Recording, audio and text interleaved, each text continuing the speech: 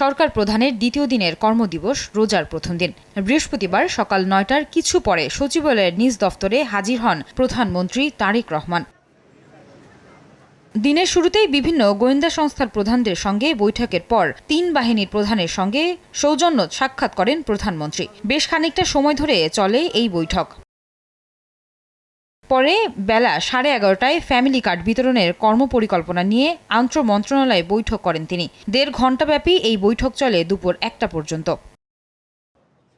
বৈঠক শেষে একে একে বেরিয়ে আসেন মন্ত্রী প্রতিমন্ত্রীরা। তারা জানান, ঈদের আগেই ফ্যামিলি কার্ড বিতরণের কার্যক্রম শুরু করতে চায় সরকার। ফ্যামিলি কার্ডের ইস্যুর বিস্তারিত উল্লেখ আছে, সেটা কার্যকর কিভাবে করবে সেটা নিয়ে আজ আলোচনা হয়েছে। ঈদের আগেই পাইলট প্রজেক্ট হিসাবে চালু হবে। সাউদি এক্সপ্রেস করবে ওভারহিটিং শেষ, ইঞ্জিন রাখে ঠান্ডা আর দিবে স্মুথ পারফরম্যান্স। Southee lubricants.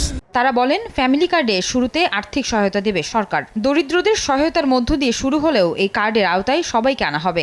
পর্যায়ক্রমে দেশের প্রায় ৫ কোটি ফ্যামিলিতে আমরা ফ্যামিলি কার্ড দিব। আমরা সেটাকে মাথায় রেখেই বাস্তবায়নযোগ্যভাবে শুরু করব। মূলত টাকার পরিমাণের চাইতেও সমস্ত নারীকে ফ্যামিলি কার্ডের নেটওয়ার্কের মধ্যে আনাটাই আমাদের একটা প্রধান লক্ষ্য।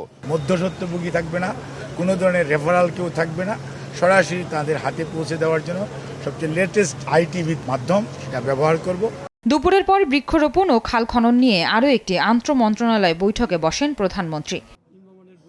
এদিকে সবগুলো মন্ত্রণালয়েই ব্যস্ত ছিলেন মন্ত্রী প্রতিমন্ত্রীরা। শিক্ষামন্ত্রী বলেন, ক্লাস পরীক্ষা বাদ দিয়ে শিক্ষকরা কোনো রাজনৈতিক দলের কর্মসূচিতে অংশ নিতে পারবে না। আমরা কারিকুলাম রিভিউ করব এবং যেখানে যা পরিমার্জন করা প্রয়োজন সেটা আমরা করব। কোয়ালিফাইড কারিকুলাম যারা করবে তাদের ওখানে প্রয়োজন রয়েছে। ইতিমধ্যেই সেই বিষয়গুলোকে আমরা দেখব বলে আজকে আশ্বাস দিয়েছি। জানা গেছে, প্রধানমন্ত্রীর কার্যালয় এবং যমুনার মেরামতের কাজ শেষ না হওয়া পর্যন্ত কয়েকদিন সচিবালয়ে অফিস করবেন প্রধানমন্ত্রী তারেক রহমান।